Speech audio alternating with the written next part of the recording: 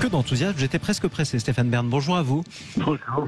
Et bienvenue à vous sur Sud Radio. J'étais pressé, mais c'était normal en même temps. Stéphane Bern, initiateur du Loto du patrimoine. On ne vous présente plus, vous êtes plus que bienvenue sur Sud Radio. 38e journée du patrimoine. Une fois encore, le Loto du patrimoine qui a sélectionné des lieux qu'on a choisi, nous aussi, de représenter sur Sud Radio. Si vous étiez en vadrouille dans toute la France, où est-ce que vous iriez de préférence aujourd'hui, Stéphane Bern ?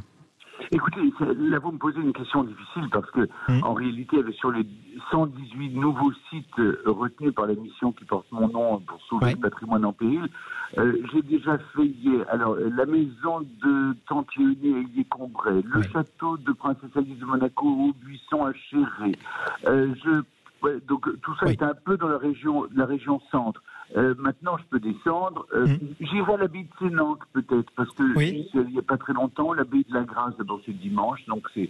On peut citer aussi la chapelle de l'Annonciation et la chapelle des Pénitents Blancs d'en haut. Magnifique, c'est du côté de la Brigue, dans les Alpes-Maritimes. On a cette poterie sublime de Gradignan qui est en Gironde, les écuries de Richelieu à Gennevilliers, ça c'est dans les Hauts-de-Seine. Est-ce que l'engouement des Français est au rendez-vous, Stéphane Bern ?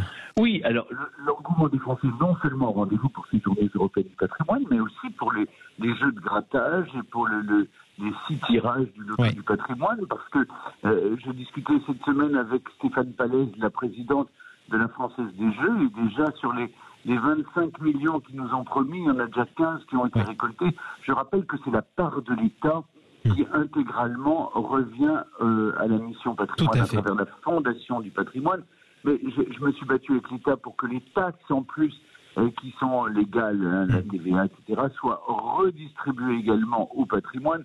Donc tout ça mis bout à bout, on a quand même réussi en 3 ans et demi à récolter 131 millions d'euros et 300 monuments déjà sauvés sur les 500 et quelques. Maintenant, on en a rajouté 118, donc on est à 620 et quelques. Mais j'y arriverai. On va y arriver. 4000, oui, je prendrai le temps.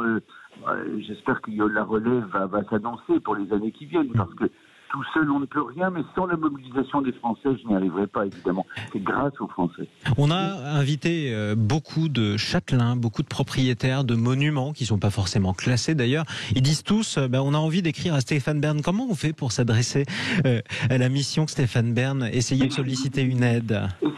C'est ça qui est le plus simple, en fait. Il suffit d'aller sur la plateforme participative www.missionberne.fr.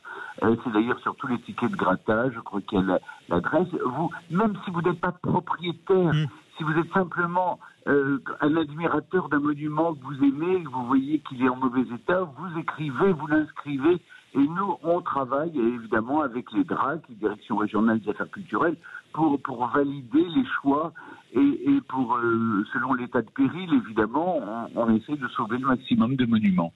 Merci beaucoup Stéphane Bern d'avoir pris la parole sur Sud Radio, fondateur de la mission éponyme, la mission Stéphane Bern, c'est la mission patrimoine. Merci à vous d'être intervenu aujourd'hui.